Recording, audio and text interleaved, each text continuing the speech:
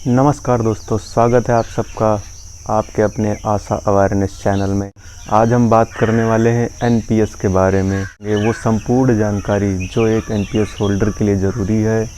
अगर आपका पैसा एनपीएस में कटता है तो आज हम आपको देंगे वो सारी जानकारी जो है जानना आपके लिए ज़रूरी। तो आइए दोस्तों बात करते हैं। यहाँ पर हम जानने वाले हैं क्या होता है एनपीएस, कैसे हम एनपीएस सब्सक्राइबर बन सकते हैं।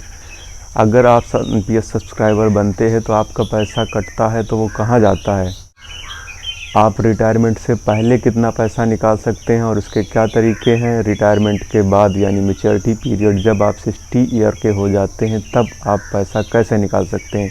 इन सभी बातों की जानकारी आपको यहाँ मिलने वाली है। आइए दोस्तों, सबसे पहले बात करते हैं एनपीएस होता क्या है। उससे पहले जानते हैं एक संस्था है जिसका नाम है पीएफआरडीए। पीएफआरडीए का फुल फॉर्म होता है pension fund regulatory and development authority. जी दोस्तों, एनपीएस को रेगुलेट और डेवलपमेंट करने के लिए पीएफआरडीए संस्था है जो वही जिम्मेदार है, यही सब कुछ देखती है। दोस्तों, एनपीएस स्कीम को सबसे पहले 1 जनवरी 2004 को सरकारी कर्मचारियों के लिए लॉन्च किया गया था। उसके बाद इसको आम पब्लिक के लिए भी खोल दिया गया। एनपीएस का उद्देश्य रिटायरमेंट पे एक मोटा फंड सरकारी कर्मचारियों को देना और साथ साथ उनको आगे रिटायरमेंट के बाद या कुछ पेंशन के रूप में प्रोवाइड करना। दोस्तों, पहले से जीपीएफ की स्कीम सरकारी कर्मचारियों के लिए लागू थी, जिसमें रिटायरमेंट के बाद एक बड़ा अमाउंट सरकारी कर्मचारियों को मिलता था और साथ में साथ पेंशन भी मिलती थी जो टाइम टू टाइम रिवाइज होती थी आपकी सैलरी की तरह, और उसका फ़ायदा आपको मिलता था। आइए जानते हैं दोस्तों एनपीएस कैसे काम करता है। सबसे पहले जानते हैं ये एनपीएस किसके लिए है। दोस्तों, सभी के लिए है एनपीएस। आप यहाँ पे देख सकते हैं इस चार्ट में कौन कौन है, जिससे इस पे central government person, state government person और सेंट्रल ऑटोनॉमस बॉडी और स्टेट ऑटोनॉमस बॉडी या कोई इंडिविजुअल पर्सन जो भी है एनपीएस लेना चाहिए, उस सबके लिए एनपीएस है। सबके लिए प्रेफर्ड स्कीम अलग अलग टाइप के हो जाती हैं। दोस्तों, यहाँ पर हम बात करने वाले हैं स्टेट गवर्नमेंट के लिए जो भी स्कीम है उसी के अकॉर्डिंग हम बात करने वाले हैं। बेसिकली ये वीडियो उत्तर प्रदेश पुलिस कर्मियों को ध्यान में रख के बनाया गया है, लेकिन इसको आप सामान्य तरीके से स्टेट गवर्नमेंट के किसी भी कर्मचारी के लिए ले सकते हैं। दोस्तों, जब आप जॉब अपनी ज्वाइन कर लेते हैं तो उसके बाद आपको अगर एनपीएस लेना है, चूँकि कंपलसरी हो गई है तो लेना ही पड़ेगा, इसमें अगर कोई शब्द जोड़ता नहीं है। दोस्तों, आप एनपीएस लेने के लिए एक एनपीएस फार्म अप्लाई करेंगे, एनपीएस सब्सक्रिप्शन फार्म। देखिए, ये पूरी फार्म की डिटेल आ रही होगी। दोस्तों, इस फार्म को आप लेके फार्म को पूरा भरेंगे। इस फार्म को भरते समय आप ध्यान रखेंगे इसमें अपना ईमेल आईडी और फ़ोन नंबर सही से भरिएगा, ताकि आपका एनपीएस अकाउंट जैसे ही क्रिएट हो जाएगा एक प्रान नंबर मिलता है जिसको कहते हैं परमानेंट रिटायरमेंट अकाउंट नंबर, आपके ईमेल पर आ जाएगा। अगर आपको उसके बाद एनपीएस की किट प्राप्त नहीं होती है तब भी आप अपना एनपीएस अकाउंट एक्सेस कर सकते हैं। दोस्तों, इस फार्म को जमा करके आपको अपने एम्प्लॉयर, यानी अगर आप उत्तर प्रदेश पुलिस में हैं तो आप उत्तर प्रदेश पुलिस के आंकिक शाखा में जमा करेंगे, जहां से आपका एनपीएस अकाउंट खुलवाया जाएगा। एनपीएस अकाउंट खुलने के कुछ समय बाद ही आपके पास एक ऐसी किट प्राप्त हो जाएगी, एक ऐसा बंद लिफाफा जो आपके अकाउंटेंट ऑफिस में जहां आपने फार्म भर के अप्लाई किया है वहां पर आएगा। दोस्तों, उसके अंदर एक आपका प्यारा सा होगा एनपीएस कार्ड होल्डर का कार्ड, जिसको आप देख सकते हैं दोस्तों यहाँ पर बाखूबी, और उसमें सारी आपकी प्रान नंबर की डिटेल, सारी डिटेल दिया होगा, जिसकी मदद से आप चाहें तो अपने खाते से एनपीएस कटवा सकते हैं। एनपीएस के बारे में दोस्तों अधिक जानकारी के लिए आपको वेबसाइट ऊपर दिया होगा, इस पर आप क्लिक करके सारी जानकारी देख सकते हैं। आप बाकायदा 2-3 स्क्रीनशॉट भी मैंने दे रखे हैं। इस पर आप सब्सक्राइबर फार्म, अपनी स्कीम चेंज करने का फार्म, जो भी फार्म है सारे इस वेबसाइट पर उपलब्ध हैं, आप इसको एक्सेस कर लीजिएगा। तो जो भी सारी जानकारी है एनपीएस के बारे में आपको यहीं से मिल जाएगी।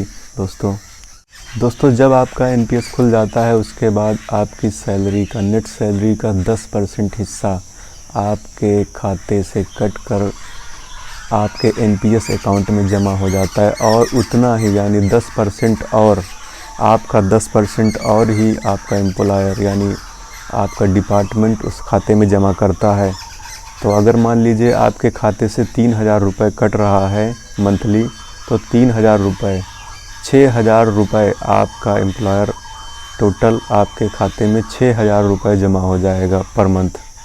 तो दोस्तों इसके बाद सबसे बड़ी बात आती है कि अगर आपके खाते से पैसा कटता है तो आपका पैसा जमा कहाँ होता है। दोस्तों आपने फ़ंड के बारे में सुना होगा, जैसे म्यूचुअल फ़ंड होता है, डेब्ट फंड होता है, वैसे ही पेंशन फ़ंड होते हैं। तो अगर बाय डिफ़ॉल्ट आप स्टेट गवर्नमेंट कर्मचारी हैं तो आपका पैसा इन 3 फंडों में जो दिया हुआ है यहाँ पर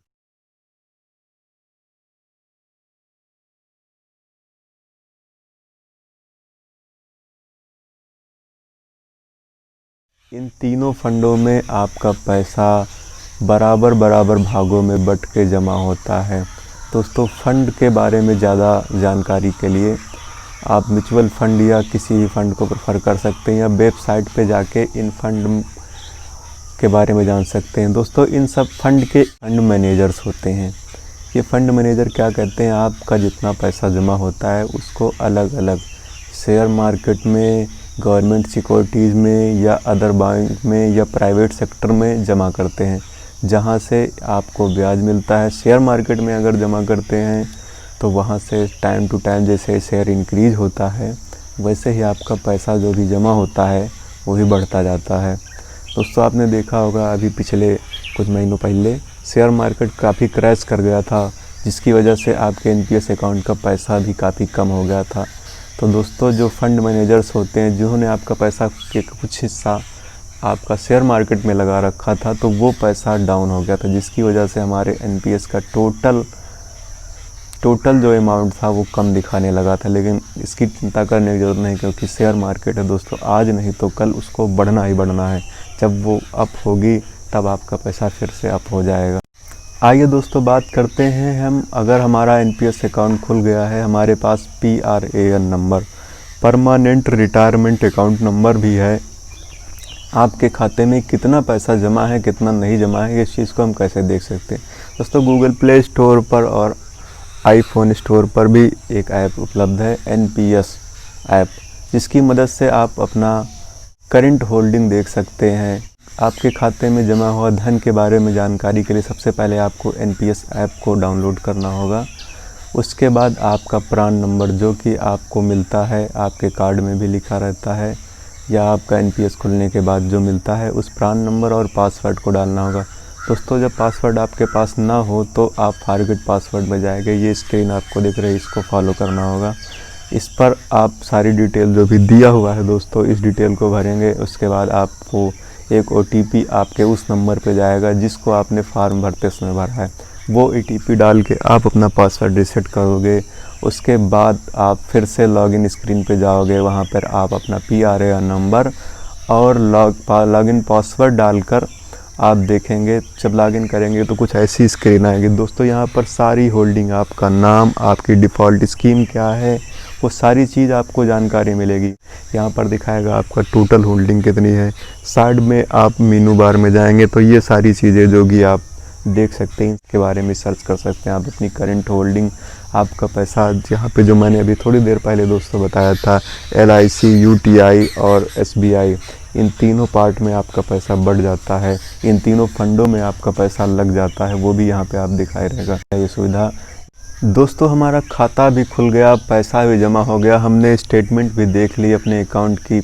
अब अगली जानकारी हम प्राप्त करते हैं कि कैसे हम अपने एनपीएस से पैसा निकाल सकते हैं। दोस्तों 2 तरीके हैं एनपीएस अकाउंट से पैसा निकालने का।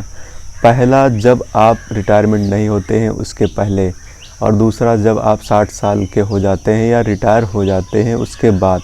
तो दोस्तों पहले तरीके की बात करते हैं जब हम रिटायर नहीं होते हैं।